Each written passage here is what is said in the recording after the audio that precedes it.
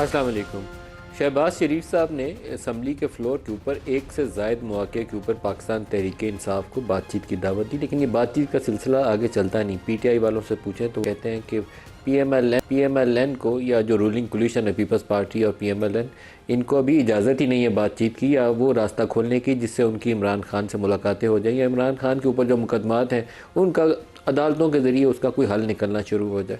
तो ये एक ऐसी सूरत हाल है जो पिछले 2-3 सालों से हमें एक स्टेलमेट की तरफ ले जाती है और सियासी तौर पर किसी तस्वीर की बजाय हम एक जगह पर अटक के रह जाते हैं। वो दावत देते हैं लेकिन दावत देने के बावजूद मामला वहीं का वहीं रहता है, एक स्टेप भी उससे कदम एक भी बढ़ा के आगे बढ़ना मुमकिन नहीं है। प्राइम मिनिस्टर साहब ने अभी असम्बली के फ्लोर के ऊपर दोबारा इस चीज़ को दोहराया, सुनिए कहा क्या उन्होंने।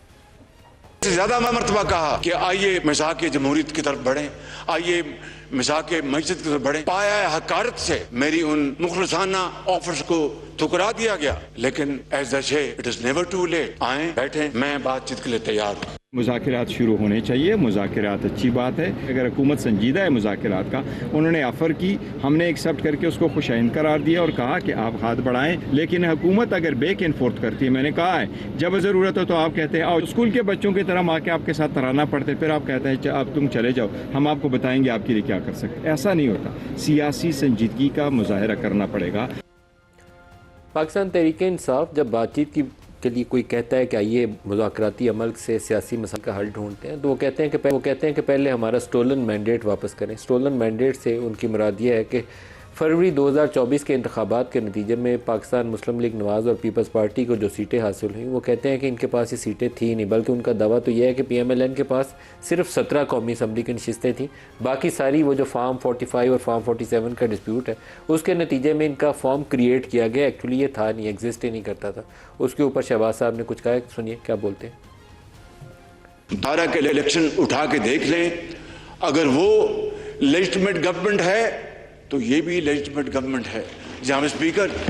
और अगर इनको बहुत शौक है तहकीकात का तो 2018 से शुरू करते हैं, उसके बाद 2024 के इलेक्शन में भी हम आ जाते हैं। तो जनाब स्पीकर, बात निकली तो बहुत दूर तक जाएगी। 2013, 18 या 24 के इंतखाबात सब के अंदर शफाफियत की कमी बहुत ज़्यादा थी। 2013 के इंतखाबात के एक ही साल बाद अगस्त 2014 में पाकिस्तान तहरीक इंसाफ यहाँ डी चौक में धरना देकर पहुँच गई थी। पैट वाले इनके इत्तेहादी थे और इस धरने को इस्टेब्लिशमेंट की मुकम्मल तईद और सपोर्ट हासिल थी। उन्हीं की सपोर्ट की वजह से पीटीआई और पैट वाले इकट्ठे हुए थे, लेकिन उसके बाद वो मतलूबा तादाद या मतलूबा सियासी दबाव बरकरार नहीं रख पाए, जिसकी आस या उम्मीद लेकर इमरान खान डी चौक पहुँचे थे और कुछ अरसे बाद उसका ज़ोर या ताकत जो थी वो टूट गई। फिर एक back channel behind the scene एक बातचीत का अमल शुरू हुआ जिसमें इसहाक डार और जहांगीर तरीन इन दोनों ने इंटरेक्ट किया और एक जुडिशल कमीशन के ऊपर इत्तफाक राय हुआ, जिसने अपनी रिपोर्ट जब मुरतब की तो उसने कहा कि इतने काफ़ी ज़्यादा सब्सटेंशियल एविडेंस दस्तियाब नहीं है जिसकी बिना के ऊपर पूरे इंतखाबी अमल को नल एंड वाइड करार दिया जाए, और वो मामला वहाँ पे रफा दफ़ा हो गया। 2018 में भी यही डिस्प्यूट सामने आया। 2013 के इंतखाबात में बेनिफिशरी के तौर पर पीएमएलएन को देखा जाता था और 2018 में बेनिफिशरी पीटीआई खुद थी, और वो अगर रिज़ल्ट मैनेजमेंट सिस्टम के ऊपर तहफ़्फ़ुज़ात थे 2013 में, तो आरटीएस रिज़ल्ट ट्रांसमिशन सिस्टम, उसका सिर्फ नाम बदला गया था। 2018 में पीएमएलएन के उसके ऊपर तहफ़्फ़ुज़ात थे। वो कहते थे कि आरटीएस बिठाया इसीलिए गया है कि पाकिस्तान तहरीक इंसाफ को उस वक्त की इस्टेब्लिशमेंट जो सपोर्ट कर रही है उस वजह से उसको ज़्यादा नशिस्तें मिल जाए, और उसकी रिफ्लेक्शन आपको नज़र भी आती है। रिफ्लेक्शन इस तरह नज़र आती है कि कराची के अंदर पीटीआई को 13 या 14 नशिस्तें जिता दी गई, जो हमारा ख्याल था। मैं इन जगहों पे इलेक्शंस पे बहुत तफसील से कवर करता रहा हूँ। हमारा उस वक्त असेसमेंट ये थी कि पीटीआई 2018 में कराची से शायद 3 नशिस्तें जीत सकती है। कुछ नशिस्तें हो सकता था कि पीपल्स पार्टी और पीएमएलएन ले जाती। एमक्यूएम वाले उस वक्त 2018 में निस्बतन बेहतर पोजीशन में थे।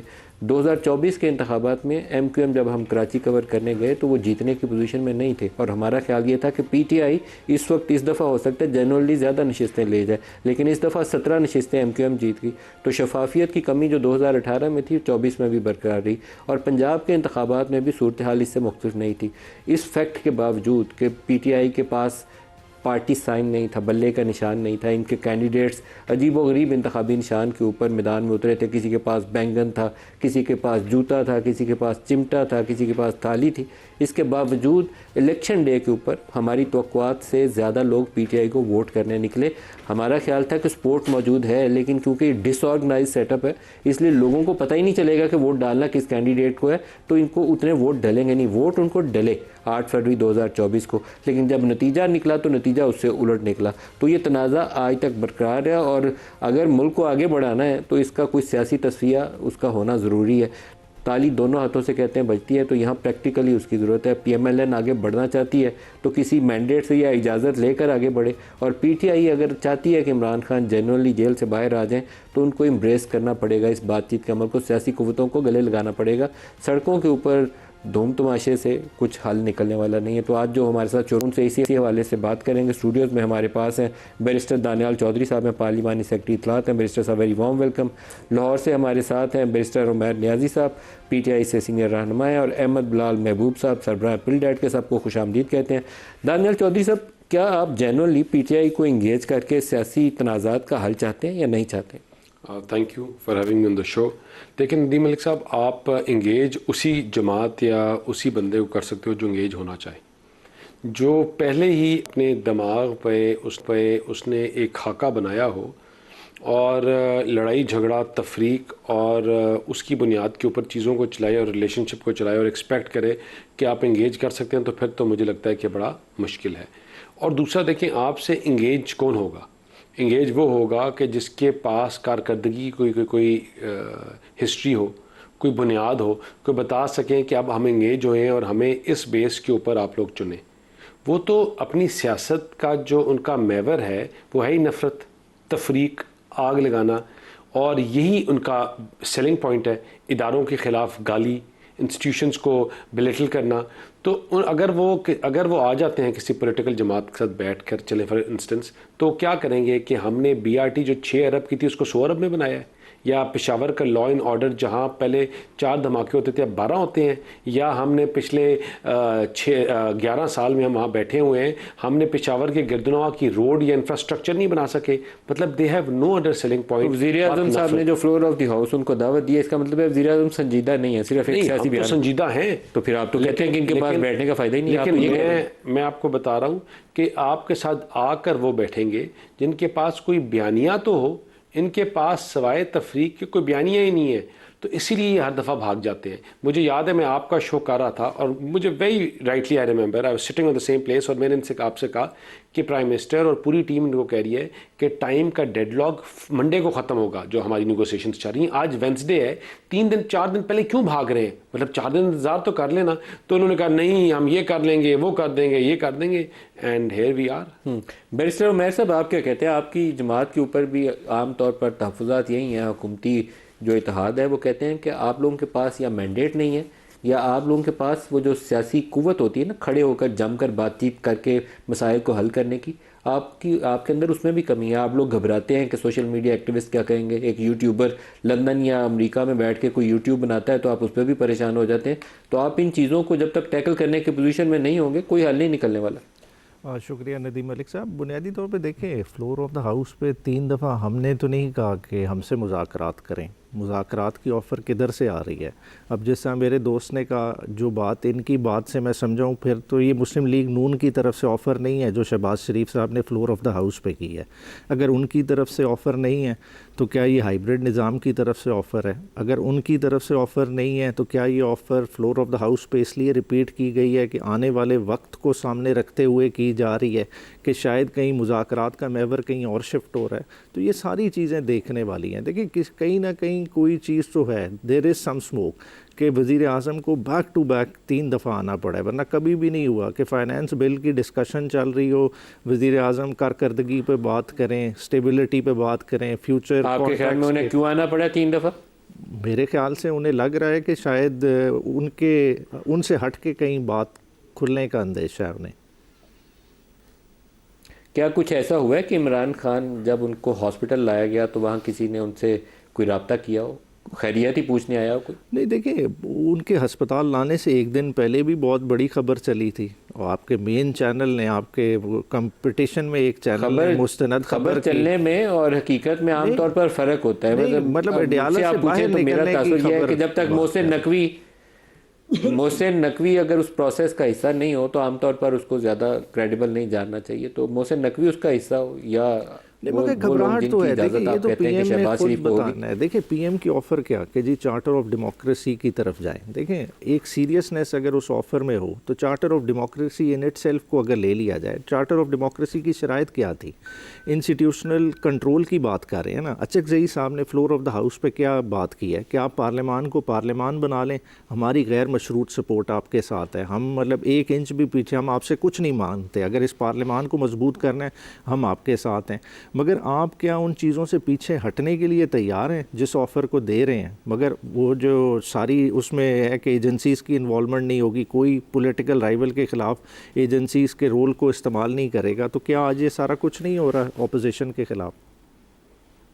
ये तो खैर आपको पीटीआई वालों को भी कमिट करना पड़ेगा। आपने अपने दौर में जो कुछ किया था जनरल फैज़ को इस्तेमाल करते हुए, अब आपके खिलाफ उससे 10 गुना ज़्यादा हो रहा होगा, लेकिन गलती तो आपने की हुई है। नहीं, ये गलती तो नहीं आप कह सकते कि आप बहुत अच्छे। गलती जिसने की है देखें उसको भुगता भी है पीटीआई ने, और पीटीआई ने उससे बहुत कुछ सीखा भी है। मगर अल्टीमेटली देखें कि इन रोल एक्सरसाइज करने से मुल्क को क्या नुकसान हो रहा है, हम उस तरफ तवज्जो नहीं दे रहे। देखें गवर्नमेंट्स आनी जानी चीज़ है, आज इनकी है कल किसी और की होगी, ले दे के पहिया घूमना है, पीटीआई की भी बारी आ जाएगी।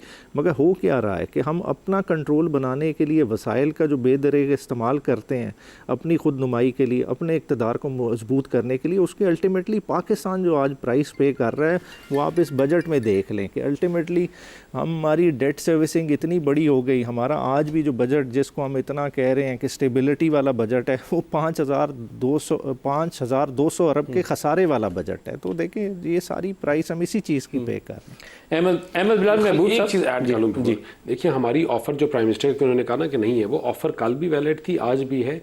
हम चाहते हैं कि हम मफाहमत से चीज़ों को आगे चलाएं और हमें तो खुशी होगी कि आके बैठें और जो कंस्ट्रक्टिव चीज़ें हैं जहां हमारा डिफरेंस ऑफ ओपिनियन नहीं है उसको वहां से हम सर अगर आपकी दावत बरकरार है तो आपको इसको इंस्टीट्यूशनलाइज करना चाहिए। स्पीकर ऑफिस फॉर्मली इनवाइट करें, 3-3 अरकान की कमेटी बनाएं, 6 लोग बैठे मिलकर और बातचीत करें और कुछ SOPs तय करें। आप इसको फॉर्मलाइज नहीं करते, आप हवा में बयान देते हैं कि इनकी तरफ से हामी तो आए।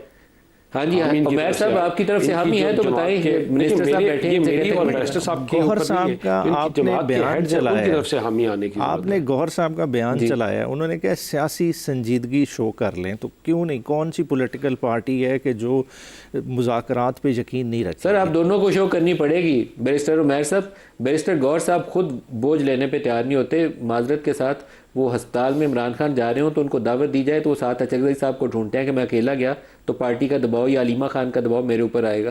तो इस तरीके से तो सियासी मुज़ाकरात नहीं हो सकते। मतलब you also know it very well, ये सियासी तनाज़ा है जिसका सियासी हल चाहिए। देखिए और आप लोगों को बोझ उठाना पड़ेगा। नबियों ने भी मदद मांगी है, नबियों की दुआओं में भी कि मेरे साथ मेरे भाई को कर दें। मौके आ जाते हैं लाइफ में जो है ना कि कभी कभार अकेला नहीं आप फैसले कर सकते, तो इसमें कोई हर्ज नहीं अगर कुछ साथ हो जाता है। अहमद बिलाल महबूब साहब, जो पीटीआई और PMLN या पीपल्स पार्टी का, असल में तो PMLN और PTI का ही मामला है और साथ तीसरा फ्रीक इसमें सबसे ताकतवर फ्रीक इस्टेब्लिशमेंट है। इसका हल चाहिए। पाकिस्तान आगे बहुत तेज़ी से बढ़ सकता है, नहीं तो ये स्टेलमेट है, आगे चलाते रहे 3-4 साल और भी चलता रहेगा। आपका क्या ख्याल है, कोई क्या करने की ज़रूरत है इस मामले में? बहुत शुक्रिया। मेरे ख्याल में काफ़ी अरसा PTI इस पर इसरार करती रही है कि यह हुकूमत तो इसके पास तो कोई इख्तियार नहीं है और गुफ्तगू इस्टेब्लिशमेंट से ही हो सकती है, लेकिन मेरे ख्याल में वो उस मंजिल से आगे गुजर गए हैं। उसका कोई असर नहीं हुआ और ना ही ये प्रैक्टिकल है कि इस्टेब्लिशमेंट के साथ इनके बराह रास्त मुज़ाकरात हो सकें। दूसरे तरीके भी इन्होंने इख्तियार करके देख लिए हैं, वो भी कोई ज़्यादा असर नहीं हुआ। तो बात तो मुज़ाकरात की होगी और उसके ऊपर कोई कंडीशंस लगाने की बजाय कि ये हमारा पहले मैंडेट वापस करें या पहले संजीदगी दिखाएं। मेरे ख्याल में पहले संजीदगी कैसे दिखा दी जाएगी? संजीदगी तो जब मुज़ाकरात में बैठेंगे तो उसमें नज़र आएगी और उसमें एंगेज करना पड़ेगा। मैं बिल्कुल एग्री करता हूँ कि पहले भी जो मुज़ाकरात हुए थे पीटीआई ने बहुत हेस्टिली उसको कॉल ऑफ करके वहाँ से निकल गए थे। मेरे ख्याल में एक बड़ा मसला ये भी है कि पीटीआई के अंदर अब सियासी क़यादत में वो एक्सपीरियंस्ड क़यादत मौजूद नहीं है जो पॉलिटिकल एंगेजमेंट करने की महारत रखती हो, वो एक्सपीरियंस रखती हो। ये पॉलिटिकल एंगेजमेंट तो एक मुसलसल अमल का नाम होता है, ये 2-4 नशिस्तों में मसला हल नहीं होता। आपको याद है भुट्टो साहब ने पीएनए के साथ कितनी लंबी मुज़ाकरात की थे और कितनी लंबी वो गुफ्तगू शनीद हुई थी। तो पॉलिटिकल एंगेजमेंट करनी हो तो ज़रा तवील होगी, लेकिन इसके अलावा चारा नहीं है। अगर इस्टेब्लिशमेंट से भी करनी है तो बात इस मौजूदा हुकूमत के थ्रू ही आगे चलेगी। तो मेरे ख्याल में जो प्राइम मिनिस्टर ने ऑफ़र किया उसको अहमद बिलाल साहब, लेकिन आपने जुल्फ़िकार अली भुट्टो साहब की मिसाल दी है। उस मिसाल में जो साथी उनके साथ जाते थे मुज़ाकराती अमल में, आखिर में उन्होंने टेक ओवर कर लिया था। तो वो कोई शायद बहुत अच्छी रोशन मिसाल नहीं है, उससे कोई बेहतर तरीका ढूंढना पड़ेगा।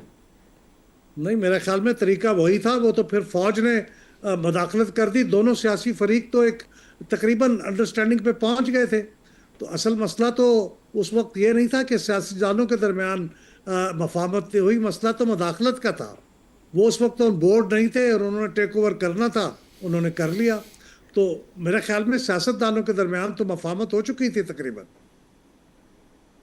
तो अभी लैक ऑफ अंडरस्टैंडिंग जो या ये पुअर स्ट्रेटजी जो है वो सियासतदानों के दरमियान में या इस्टेब्लिशमेंट रुकावट? नहीं, मेरे ख्याल में पीटीआई को खुले दिल के साथ खुल के प्राइम मिनिस्टर की इस ऑफर को कहना चाहिए हम तैयार हैं, आप अगला स्टेप लें, let's decide the modalities of this dialogue. और उसका ज़रूरी नहीं कि मकसद ये हो कि आप चार्टर ऑफ डेमोक्रेसी ही तय करना है। उनके जो मसाइल हैं पीटीआई के वो ख़ुद बताएंगे कि उनकी क्या प्रायोरिटीज़ हैं। वो जब बताएंगे तो उस पर बात होगी। तो मेरे ख्याल में अब वज़ीर आज़म साहब की ऑफ़र को पहले ये खुल के कबूल कर लें और फिर वज़ीर आज़म साहब उसके लिए अमली स्टेप्स लें। स्पीकर का ऑफिस तैयार होना है। बल्कि वज़ीर आज़म तो लास्ट टाइम उन्होंने ये कहा था कि आप स्पीकर ऑफिस में आ जाएं और मुझे बता दें और मैं भी स्पीकर ऑफिस में आ जाऊंगा, वहाँ बैठ के बात कर लेंगे। तो मेरे ख्याल ये इनफॉर्मेलिटी की बजाय फॉर्मल तरीके से मुज़ाकरात होने चाहिए। और उसका पहला स्टेप यही होगा कि पीटीआई इसको बड़े खुले दिल के साथ ओपनली गैर मशरूत तौर पे कबूल करे और कहे जी तैयार है, हम बैठिए आप। दानियाल साहब, आपकी इजाज़त से पहले उमैर साहब से इसका रद्द-ए-अमल ले लूँ, फिर मैं आपकी तरफ आता हूँ। उमैर साहब बात ठीक कर रहे हैं अहमद बिलाल साहब। आपको बेसिकली पीएमएलएन ने जो आपको ऑफ़र दी है, शहबाज साहब ने जो ऑफ़र दी है, आपको उसको फुली ओपनली एम्ब्रेस करना चाहिए कि आइए ठीक है बैठते हैं। अगर वो भागेंगे तो वो भागेंगे। नदीम साहब देखें, इस पे किसी हद तक तो अमल हुआ भी है ना। देखें, तारिक फजल चौधरी साहब और राना सनाउल्लाह साहब, अचकज़ई साहब को साइड लाइन्स पे तो मिले हैं। अब जो साइड लाइन्स पे गुफ्तगू हुई है वही बेहतर बता सकते हैं। क्या जो है ना खान साहब की मुलाकात का इशू नहीं उनके सामने रखा गया? क्या खान साहब की इलाज का इशू नहीं सामने रखा गया? अगर देखें, आप तो मैंडेट तो बहुत बड़ी बात कर रहे हैं ना, अभी तो हम उस पर आए ही नहीं। वो तो जब फॉर्मली बैठ जाएंगे, चलो उसके टीओआर्स में आ जाएंगे। जब इतनी छोटी छोटी कंसेशन देने से हुकूमत वक्त घबराए तो ख़ुद मुज़ाकरात के अमल में कितनी संजीदगी आएगी। देखें, ख़ुद देखें कि एक आइसोलेशन का फ़ेज़ है, 8वें महीने में जा रहे हैं इमरान खान, ठीक है, और उस पर कोई पेशरफ्त नहीं है। मतलब इंसानी हकूक़, पॉलिटिकल राइट्स, सब कुछ तहस नहस कर दिया। और इतनी एक छोटी सी बात भी जो अगर साइड लाइन्स पर डिस्कस हो उसको हम अमली जामा ना पहना सके, तो क्या इतना बड़ा जो हम बात कर रहे हैं कि इतने बड़े प्लेटफॉर्म पे बैठ सकेंगे इस कॉन्फिडेंस के साथ? बताइए दानियाल साहब, ये मेरे ख्याल में कोई बहुत बड़ा इशू नहीं है जिसको आप रुकावट बने हुए हैं कई महीनों से। मुलाकात करवा दें, बैरिस्टर गौर को भेजें, इमरान खान से मुलाकात हो जाए। देखिए नदीम मलिक साहब, पहले जो बात की जा रही है कि मुज़ाकरात की बात, देखिए मैं अहमद साहब की बात से बिल्कुल अग्री करूँगा कि अगर उनको लगता है कि हम ब्लफ करें तो वाई नॉट कॉल इट।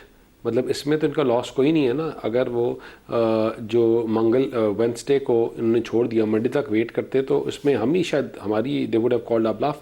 तो अगर उनको लगता है कि कोई कारकर्दगी के ऊपर बात मतलब कोई इनके साथ बात करने के लिए तैयार नहीं है और सिर्फ झूठी बातें हैं, तो they should call out the bluff. देखिए, मैंने आज थोड़ा पहले कहा कि अगर तो ये नेगोशिएशन समझते हैं डील या ढील को, ठीक है ना, या बैसाखियों को, तो वो थोड़ा सा मुश्किल अब होगा। देखिए ना, ये तो वही जमात है जो कहती थी न्यूट्रल हो जाएं, फिर न्यूट्रल जानवर होता है, आप कैसे हो सकते हैं, और वहाँ से इनकी दास्तान पूरी शुरू हुई थी। अब आप बसाकियों के इस्तेमाल के ऊपर आप अगर उसको न्यूट्रलिटी कहेंगे तो वो शायद उनको ना मिल सके।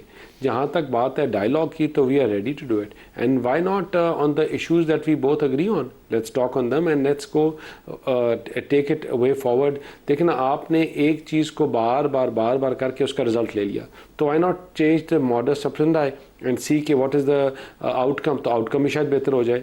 दूसरा आपने जो बात की, एक तो ये इसकी और इमरान खान की मुलाकात बैरिस्टर गौहर। हाँ बिल्कुल, देखिए आप इनकी मल्टीपल रिक्वेस्ट के ऊपर और इनकी क्लैरिटी के ऊपर इनको मिलवाने की छूट मिल गई थी जेल मैनुअल के मुताबिक, लेकिन ये इजाज़त नहीं दे सकते आपको जेल भी और वहाँ के सुप्रिटेंडेंट भी कि एक चाहे जो भी हो, बेशक पॉलिटिकल लीडर है but he is a convict and is inside the jail, कि वो वहाँ से आप जलाओ घिराओ की हर दफ़ा आके तहरीक शुरू करने की बात कर दें। कभी कहें केपी को ब्लॉक कर दो, कभी कह दें मुल्क जो मुस्तकम हो रहा है इसको रोक दो, कभी कोई और बात करें। देखिए मैं इनसे कहता हूँ कि जितनी इनको लीवरेज मिली शायद वो MQM और जमातों को नहीं मिली, अल्ताफ़ हुसैन ने उससे आधी बात की थी, ठीक है ना। बैरिस्टर उसका साहब, क्या हाल लेकिन कर दिया। बैरिस्टर गौहर की मुलाकात करवाने में कुछ भी रुकावट नहीं होनी चाहिए। वो इमरान खान दहशतगर्द नहीं है, उससे कंपैरिजन करना दुरुस्त नहीं है बात। तो आप बैरिस्टर खुद हैं, उसकी मुलाकात करवाएं, देखें आगे रास्ता निकलना। लेकिन जब 7-8 महीने से क्या हुई है, अंदर बंद किया हुआ है आपने तो उसको जब मुलाकातें होती, मैंने आपसे कहा कि देखें वो जो पिछले सुप्रिटेंडेंट थे उन्होंने उन चीज़ों को सारों को कोर्ट्स के सामने जस्टिफाई किया और तकरीबन 180 या 190 उनके ऊपर कंटेम्प्ट पिटिशंस थी, वो ख़त्म करके तकरीबन 30-35 पे आ गए। उनने कोर्ट्स के सामने मुलाकात करवाएंगे बैरिस्टर गौहर की कि नहीं करवाएंगे? देखिए अगर आप ये समझेंगे कि आपके नीचे खड़े होकर गालियां देंगे, ऊपर छत पे खड़े होकर गालियां देंगे, बुरा भला कहेंगे, और जब नीचे मिलेंगे हम गली में तो कहेंगे आप तो बड़े अच्छे हैं और कैसे हैं, ठीक है, तो ये पॉसिबल नहीं हो सकता। दोहरे मेयार नहीं चल सकते। अगर कंसिस्टेंसी होगी तो फिर मुझे लगता है इनको सपोर्ट मिलेगी हमारी तरफ से, अगर नहीं मिलेगी तो फिर ये ऐसी हरकतें करते रहेंगे। तो फिर जो जेल मैनुअल इजाज़त देता है, जो जेल मैनुअल कहता है, उसी के मुताबिक फिर ये अपना जो सियासत में जो कुछ किया जाए वो घूम के वापस आता है। तो आपने 7-8 महीने से उसको बंद किया हुआ, कल उनकी बारी आएगी, वो आपको 10 महीने 15 महीने के लिए हुआ। ये तो कहते थे इनको तो बड़ा खूबसूरत सेल दिया हुआ है, इनके पास हर चीज़ फैसिलिटी मौजूद है। 10 के सेल को खूबसूरत नहीं कहना चाहिए। मैं अगर कोई बंदा ये प्रूव कर दे मेरे साथ, I am one of the very few people जिन्होंने सेल भी देखा हुआ है, वो जगह भी देखी है जहाँ इनकी हेयरिंग होती है, वो भी देखा हुआ है। बेहतरीन कंपाउंड है। जिस सेल में इमरान खान बंद होता है, रात को ताला मारते हैं, वो उसके साइज का होता है। अब आपका देखें जहाँ सेल बंद होते हैं ना, सेल के बाहर बगीचा भी है। बाहर तो बगीचा, बाहर तो महल भी हो, तो उसका क्या फायदा? बाहर ताला तो आपने उसी को, वो कंपाउंड, इनका कंपाउंड जो है वो बिल्कुल अलग है सर। ऐसे ना करें, अलग कंपाउंड है, ऐसे ना करें उसको, अगर उसको पैलेस के तौर पर ना पेश करें। जेल के अगर अंदर गए हो तो जहाँ अल्लाह ना करे मुझे जाना पड़े जहाँ तारीख होती है, जहाँ कोर्ट्स जिन्होंने वेब सिस्टम लगाया बिल्कुल उसके साथ है। अहमद बिलाल साहब, जो अगर ये जेल को पैलेस से ताबीर करते रहे तो मामला आगे नहीं चलेगा, और सियासी मुलाकातों पर पाबंदी भी थोड़ी सी मुझे हजम नहीं होती। आमतौर पर पॉलिटिकल कन्विक्ट को पॉलिटिकल कन्विक्ट ही कंसिडर करना चाहिए, उसे दहशतगर्द या जेट ब्लैक टेररिस्ट के तौर पर नहीं कंसिडर करना चाहिए। रास्ता निकालना पड़ेगा तभी आगे काम चलेगा। अहमद साहब जी बिल्कुल ठीक है, मैं समझता हूँ। देखिए जो जेल का मैनुअल है उसके मुताबिक फैमिली को और वकला को हर हफ्ते नहीं तो हर 2 हफ्ते में मुलाकात का हक होता है।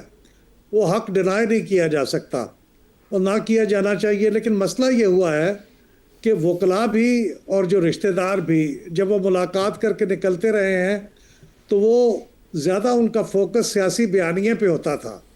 ये रिश्तेदारों की और वकला की मुलाकात के बाद ऐसा होता नहीं है ट्रेडिशनली। वकला उनसे कानूनी मशवरा करते हैं और रिश्तेदार भी उनसे मुलाकात करने के बाद उनकी खैरियत दरियाफ्त करके वापस आते हैं। तो मेरे ख्याल गलती दोनों तरफ से है। काफ़ी अरसा तक तो उनकी मुलाकातें बहुत होती रही हैं, लेकिन फिर जब उन्होंने बाहर निकल के ऐसी ट्वीट्स उनकी मुलाकात की बुनियाद पर जारी हुई जिसमें फ़ौज के सरबराह को भी निशाना बनाया गया, हुकूमत को भी बनाया गया, तो फिर मेरे ख्याल में सब्र का पैमाना लबरेज हो गया। तो फिर ये उन्होंने वादा किया और वादा करके भी मुलाकात के बाद उन्होंने फिर वही कुछ किया। तो अब वहाँ उस डेडलॉक में फंसे हुए हैं। मेरे ख्याल में ये उनकी प्रायोरिटी है कि बानी से मुलाकात हो, उनकी प्रायोरिटी है कि उनके साथ मुलाकातें बहाल हों। ये बात भी मुज़ाकरात में ही तय होगी। मुज़ाकरात की शर्त के तौर पे रखना मेरे ख्याल में ये दुरुस्त नहीं है। ये बात सबसे पहले वो कहें जी पहले इसको तय करें मुज़ाकरात में, लेकिन मुज़ाकरात में जाएं, उसकी शर्त ना लगाएं। शर्त लगाएंगे तो मामला डिले होता रहेगा। एक ब्रेक ले लेंगे हमारे साथ।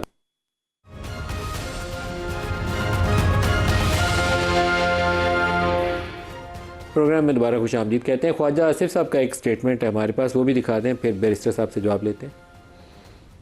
जब इमरान खान साहब वजीर आजम थे इस मुल्क के, ये हमसे बात नहीं करते थे। हमारे पार्लियामेंटी निजाम को और सियासत को जितना इमरान खान ने नुकसान पहुंचाया है, पिछले 78 साल में किसी शख्स ने इतना नुकसान नहीं पहुंचाया। महमूद खान अचकज़ई अजीबो गरीब लगते हैं इनके दरमियान बैठे हुए। उनकी एक रवायत है, रवायात है, लेकिन उन लोगों की तो रवायात ही कोई नहीं है। एक बंदे की ख्वाहिश के ताबे होकर कोई पार्टी नहीं चल सकती। आए माजी को वो भी करेक्ट करें, हम भी अपने माजी को करेक्ट कर लें, हमसे भी गलतियां हुई हुई हैं। मिस्टर उमैर साहब, माजी आप सारे मिलके एक दफ़ा इस्लाह कर लें तो शायद आइंदा के लिए राह भी दुरुस्त हो जाए। देखिए माजी फिर है बहुत दूर जाना पड़ेगा। फिर खाली माजी इमरान खान के 3 साल तक हम क्यों महदूद करते हैं। देखें, एक अहमद बिलाल सूफ़ी साहब ने बात की कि जो है ना, अहमद बिलाल महबूब साहब ने बात की इस बारे में कि जी जिस तरह से भुट्टो साहब के दौर में बातचीत हुई। देखें जिस तरह से जद्दा डील हुई वो सबके सामने है। बेनज़ीर साहब के लिए किस तरह से ब्रिटिश और US हुकूमतों ने इंटरवीन किया, दुबई में मुलाकातें सिलसिला चलता रहा और रहमान मलिक इंटरवीन करके फिर जिस तरह से मामला मरा, फिर मुशर्रफ साहब से उनकी दुबई में मुलाकात हुई, फिर करके चीज़ें, फिर उसके बाद बेसिकली चार्टर ऑफ डिमांड जो आ रहा है वो 2006 में है, 2007 में NRO आ रहा है। तो ये सारी चीज़ें हैं, ये सारी किसी से ढकी छुपी तो नहीं है। और फिर ताना दे रिवायात का, तो रिवायात तो ये पहले डली हुई हैं। फिर इन रिवायात का पहले फ़ैसला कर लें कि कौन सी रिवायात दुरुस्त हैं कौन सी नहीं है।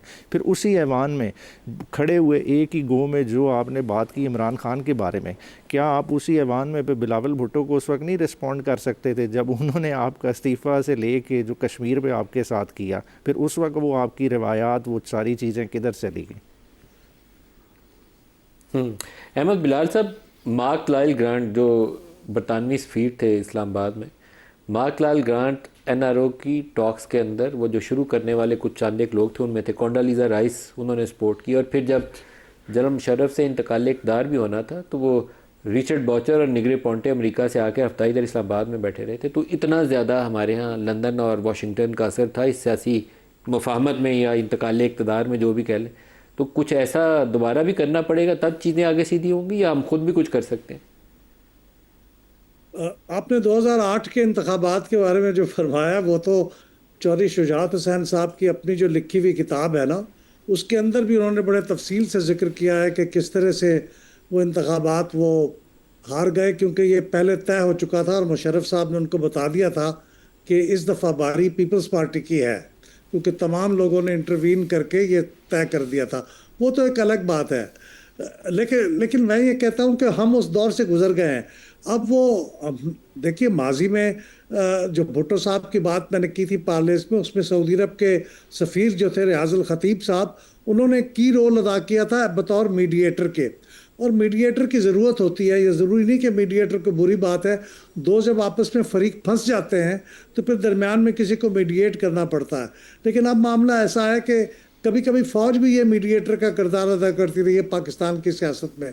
लेकिन अब ये दोनों किस्म के लोग मीडिएट नहीं कर सकते। उनको एतमाद ही नहीं है कि वो जो मीडिएट करेंगे उसके ऊपर दूसरा फरीक अमल दरामद करेगा या एक पहला फरीक। नवाज शरीफ साहब जब जद्दा गए थे तो उस वक्त भी साद हरीरी इस्लामाबाद आया करते थे और वो खुफिया बातें करते थे, फिर वो रास्ता खुला था।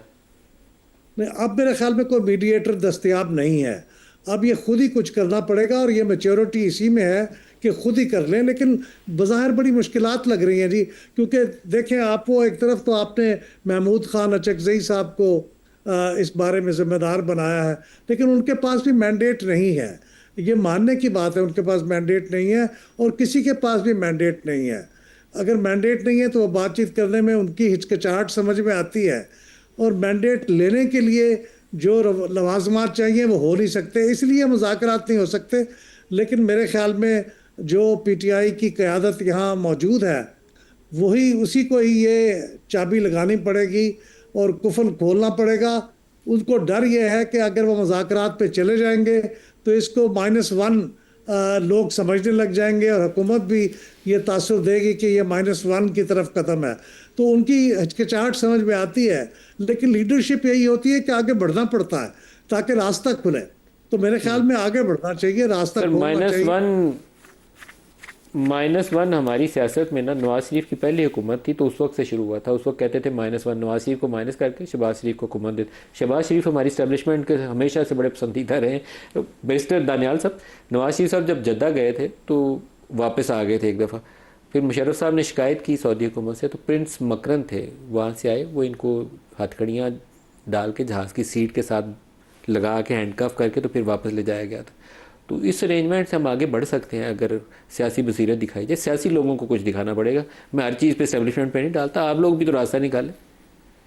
देखें, दो चीज़ें बड़ी इंपॉर्टेंट हैं। मैंने जिस तरह पहले कहा, देखें हमें जब उठाकर पकड़ा गया था और अंदर डाला गया था तो एक इलेजिटिमेट गवर्नमेंट थी जिसने उठा के एक सिटिंग प्राइम मिनिस्टर को घर भेज दिया। आज के मुलाकात जो हैं बड़े मुख्तलिफ हैं। यहाँ एक इन हाउस चेंज से प्राइम मिनिस्टर को घर भेजा गया, उसके बाद वो एक्सपोज हुआ, जो जो चीज़ें की हुई थी उनके ऊपर उनको सज़ाएँ हुई। शुरू तो वहाँ से होता है। फिर उसके बाद आपने जो किया कि आप रोज़ गाली लोगों के बच्चों के सर के ऊपर कफन बांध कर रोज़ कभी एक चीफ़ के बारे में कहना, कभी दूसरा, वो आपने नहीं देखा था। फिर इस सारे सिलसिले में इमरान खान, हम थोड़ा सा कुछ चीज़ें भूल रहे हैं। इमरान खान 1.5 साल जो बाहर रहे हैं, वो जो जलसे, जो जुलूस, क्या हम भूल गए क्या तकरीरें करता था? हम भूल गए वो क्या, मतलब this is not a yesterday story ना, ये पूरी एक लेगेसी इमरान खान लेके आ रहा है। कौन कौन से पाकिस्तान के इलाकों में कि आपने हर चीज़ करके कोशिश कर ली कि आपने समझाया कि भाई लीडरान वो नहीं होते कि जो लोगों को लड़ाएं, जो लोगों के बच्चों को कहें सर पे कफन बांध कराओ। लीडरान वो नहीं होते जो तफरीक और नफ़रत की बुनियाद के ऊपर करें, वो तो BLA होती है, वो तो आपकी TTP होती है। मतलब लीडर्स तो अपने मसाइल मसलों के बावजूद जोड़ने की बात करते हैं, मुल्क को मुस्तकम करने की बात करते हैं, मुल्क को आगे बढ़ने की करते हैं। वो इमरान खान की जो सोच, जब इन्होंने उसको देखा तो सब डर गए और इनको रियलाइज़ हुआ कि जो टेस्ट ट्यूब मॉन्स्टर हमने बनाया था ये तो हमारे कंट्रोल से बाहर निकल गया। बनाया उन्होंने था, फिर और कैसे बनाया? एक टांगा पार्टी थी। तो फिर सर उनको भी तो कहना कि इस तरह के तजर्बों से बात आ जाए। ये टेस्ट ट्यूब मॉन्स्टर जब जेल में गया तो फिर इसको बड़ी लीवरेज मिल गई। आपकी रोज़ मुलाकातें होती थी, सारा कुछ होता था, मिलने लोग जाते थे, हम भी देखते थे बाहर जमे गफीर होता था, 400 बंदा मिल रहा है। फिर उन्होंने देखा कि इसका तो वैनम ख़त्म ही नहीं हो रहा, ये तो था ही मॉन्स्टर। इसने वहाँ से भी गाली, तफरीक, आग लगाओ, कफन बांध कराओ, इस्लामाबाद की बिल्डिंगों के ऊपर हमला करो, PTV को टेक ओवर कर दो, प्राइम मिनिस्टर हाउस को टेक ओवर कर दो। वही बयानिया फिर शुरू हो गया। उसको रोक के कर्टेल किया गया तो कहा कि भाई कि आप सिर्फ फैमिली और वकील मिलेंगे। उसने कहा बिल्कुल ठीक है, फैमिली और वकील मिलने शुरू है तो उन्होंने कहा ऐसी कि तैसी मेरा बयान है, ये मेरी ट्वीट, और वो बाहर बैठ के ट्वीट्स करने शुरू हो गए। फिर उसको जब रोका गया इनके हैंडल्स और चीज़ों को, तो आपने फिर इनको चांस दिया आपको, तो वो फिर आपके वकील और इनकी बहन मिली। ये लास्ट जब इनको इनकी कमिटमेंट के ऊपर, तो इनकी बहन ने बाहर निकल के कहा कि मैं तो कोई स्टेटमेंट नहीं दूंगी, मुझे बिल्कुल मना किया गया है। इनके वकील ने भी कहा मना किया गया है। ये KP के हाउस वहाँ से सीधा गई, वहाँ से CM को बुलाया और CM ने कहा ऐसी कि तैसी, मुल्क को हम आग लगा देंगे, इस्लामाबाद के ऊपर हमला करेंगे, हम देखेंगे अब हमें कौन रोकेगा। फिर वही चीज़ शुरू होगी। देखें, आपके मुल्क में दो सोचें नहीं इकट्ठी चल सकती, तफरीक, नफ़रत और आग लगाने के लिए की सोच और मजबूत पाकिस्तान, प्रॉस्परस पाकिस्तान इकट्ठे नहीं चल सकता। एक सोच को मरना होगा या मारना होगा, और वो सोच जो आज लोग उसको, आप एक सोच को मारने की कोशिश कर रहे हैं। नहीं, हम नहीं मारने की कोशिश कर रहे, वो सोच को लोगों ने नहीं, जब लोग निकलना छोड़ दें और आपके उसके इर्द गिर्द लाखों की आबादी है, लोग निकले ना, लोगों ने सोच को खैराबाद कर दिया है जो पाकिस्तान के ख़िलाफ़ है, जो पाकिस्तान में तफरीक तकसीम की बात करती है। मैं ऐश्वर्या बैरिस्टर साहब बैठे हुए हैं, मैं इनका शो करता हूँ, बड़ा खुशी से आता हूँ, क्योंकि इनका लहजा, तरीक़ाकार बात करने का, हम सेम वेवलेंथ में होते हैं। मैं भी अपनी ग्रीवेंसेस का इजहार करता हूँ, ये भी करते हैं, हम मिलते हैं, बड़े प्यार से मिलते हैं और हम अच्छी तरह चल जाते हैं। लेकिन मैं यही ओए तोड़े करने शुरू हो जो ये मुझे कहे तू ये और मैं भी तू, तो वो फिर हम किस लेवल तक चले जाएंगे? जब तक ये अपना लहजा और तरीक़ाकार को दुरुस्त नहीं करेंगे तो मफामत नहीं हो सकती, ताली दोनों हाथों से बजनी है। बैरिस्टर उमैर साहब से देखें क्या रद्द-ए-अमल है सर आपका? देखें बात है, देखें फिर वही पास में चले जाते हैं। इमरान खान को आपने कह दिया, देखें आप हिस्ट्री को कंगालें, जनरल जिलानी का बगल बच्चा इमरान खान तो नहीं था ना। जनरल जिलानी के बगल बच्चे से बनने के से सफ़र शुरू हुआ और हकीकी बच्चा बन गए जनरल ज़िया का। फिर देखें कॉन्डक्ट में क्या आया, जब इतनी मोहब्बत भी मिली फिर भी आपने क्या किया, जनरल ज़ियाउद्दीन को लाने के लिए आपने ही एक आर्मी चीफ को अगवा कराने की कोशिश की ना, वो इमरान खान तो नहीं था।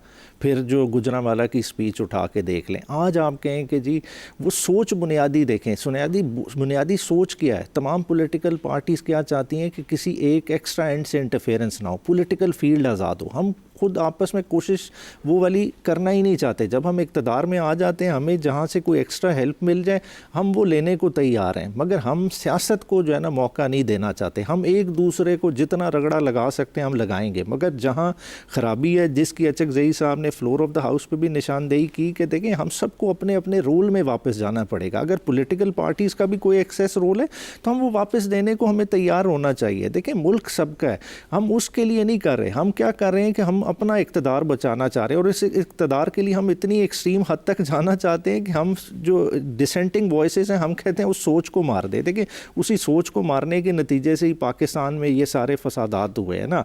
आज कश्मीर जल रहा है, बलूचिस्तान को हीलिंग टच की ज़रूरत है, वो किस तरह से आएगी जब हम सियासतदान अपना रोल नहीं प्ले करेंगे।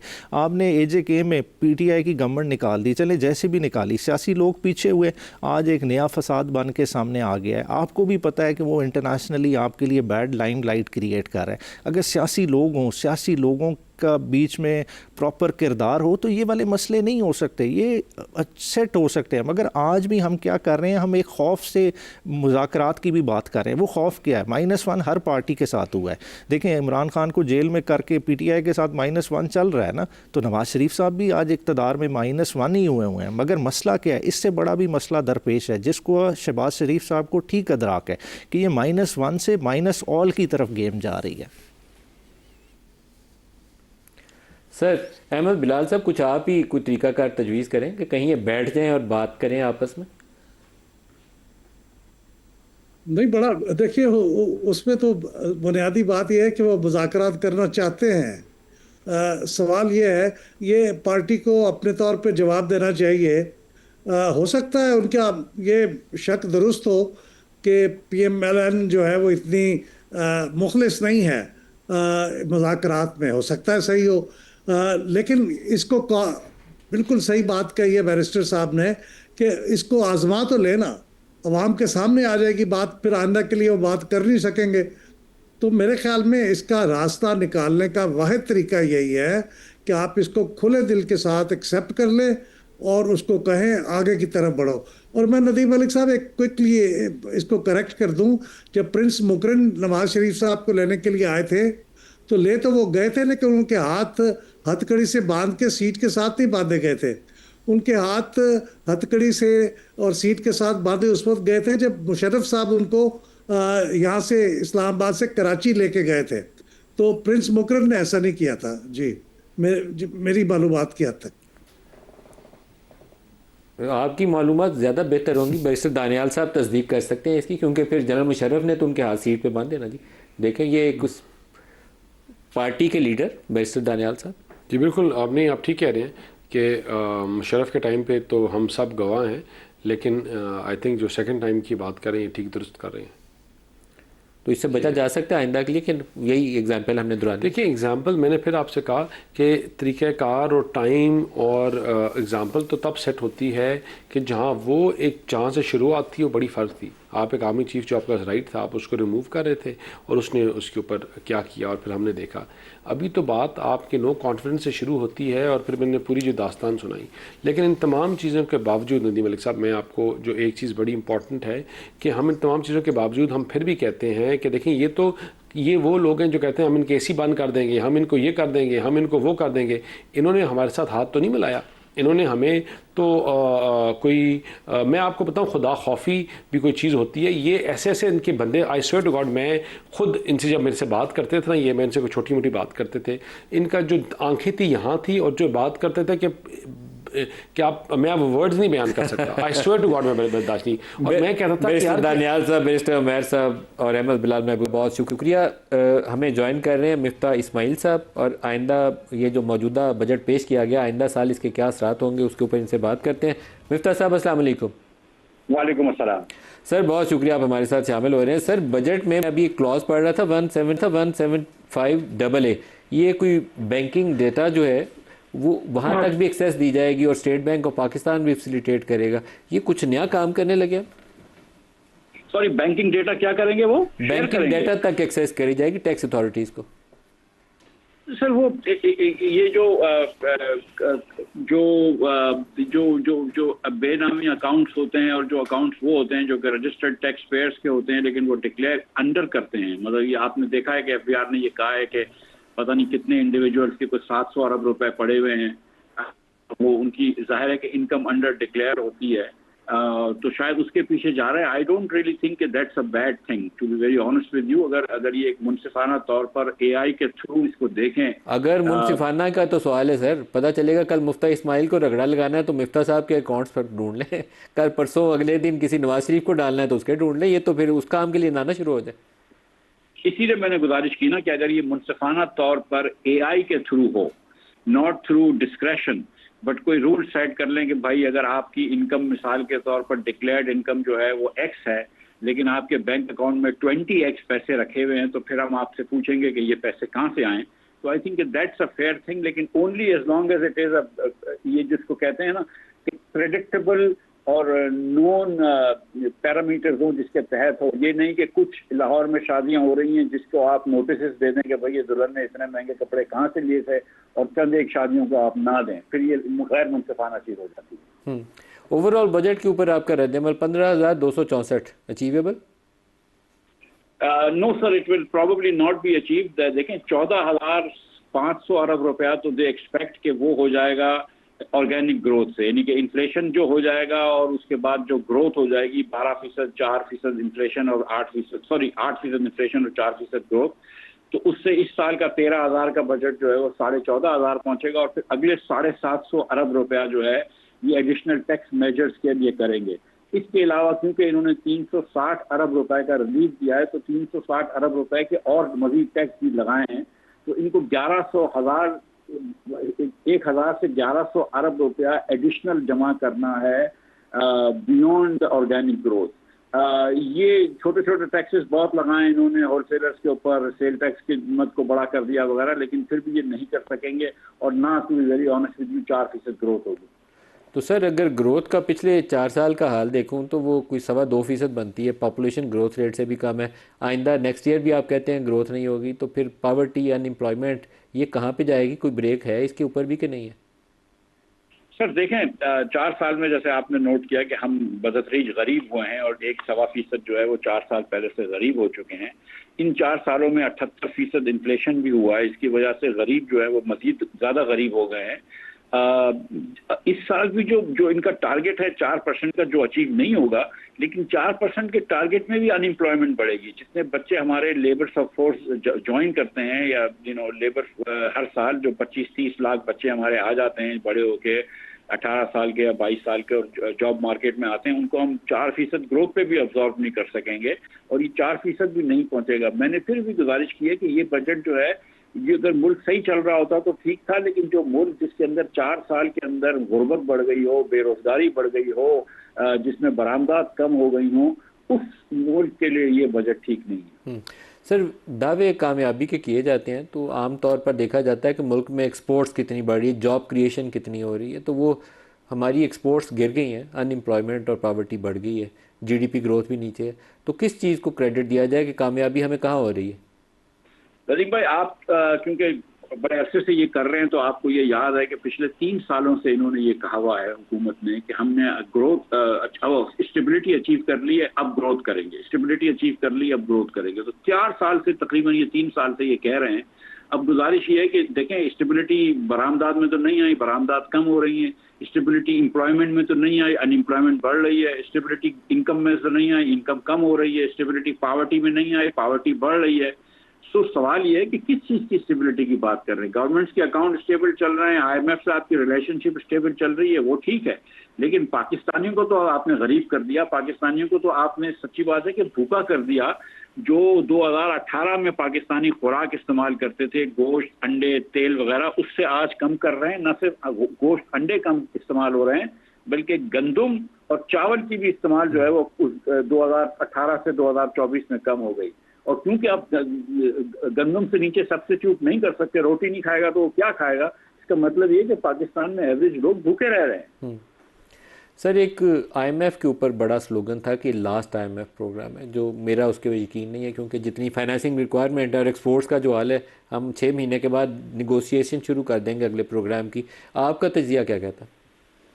तो देखिए, किसी के कहने से कि लास्ट आईएमएफ प्रोग्राम है, आईएमएफ प्रोग्राम लास्ट नहीं होता है। आप पूछ लीजिए कि भाई अगले साल आईएमएफ जब 27 में खत्म हो जाएगा तो 28 में $25 बिलियन कहाँ से लाओगे देने के लिए? क्योंकि 28 में $25 बिलियन तो देने हैं आपको, बाहर कर्ज वापस करना है, सूद वापस करना है, लोन्स री रोल करने हैं। जिस स्पीड से आपकी एक्सपोर्ट्स जा रही है, एक्सपोर्ट्स तो आप हर साल कम कर रहे हैं, अब इम्पोर्ट्स बढ़ रही हैं, तो आप कैसे कह सकते हैं कि ये लास्ट प्रोग्राम होगा? ये तो तकरीबन मतलब इनको भी पता है कि ये बात झूठ है, कोई करीब भी नहीं है।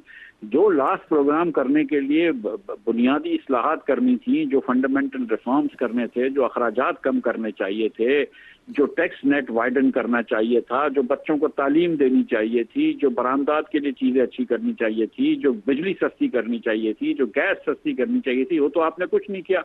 आज भी आप हिंदुस्तान, बांग्लादेश, तमाम दीगर खित्ते के ममालिक से महंगी बिजली और गैस बेचते हैं, उनसे ज़्यादा टैक्स लगाते हैं, उनसे ज़्यादा शरह सूद है, और आप फिर बोलते हैं कि हम टैक्स बरामदात डबल कर देंगे। तो ये तो सर मज़ा का खेज बातें हैं। बहुत शुक्रिया मिफ्ता इस्माइल साहब, साबिक़ वज़ीर ख़ज़ाना, आपने हमें ज्वाइन। हमसे इतना इजाज़त दीजिए। अल्लाह हाफ़िज़।